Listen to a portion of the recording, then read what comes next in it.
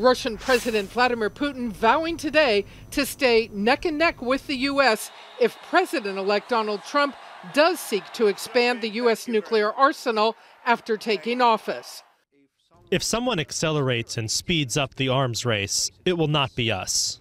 I would say that we will never, if we are in an arms race, we will never spend too much. But Putin said he saw nothing new in Trump's tweet Thursday, promising to strengthen and expand the U.S. nuclear arsenal. This morning, Trump went a step further in comments to a morning TV anchor, an alarming statement delivered in a surreal, festive setting. He told me on the phone, let it be an arms race because we will outmatch them at every pass and outlast them all.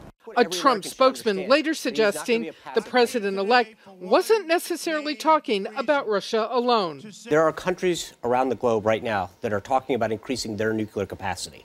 And the United States is not going to sit back and allow that to happen without acting in kind. Concern now that a new global nuclear arms race could quickly emerge. If the U.S. and Russia, who each have about 5,000 weapons in their active stockpile, say they need more weapons, well, how about China, who has about 200, 250?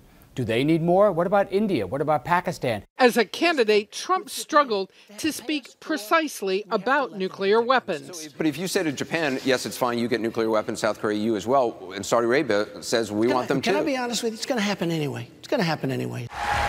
And while Trump has talked about the need to modernize the nuclear force, he has not offered specific plans. Of the three legs of the triad, though, do you have a priority? Because I want to go to Senator Rubio after that and ask him. I think to me, nuclear is just the power, the devastation is very important to me.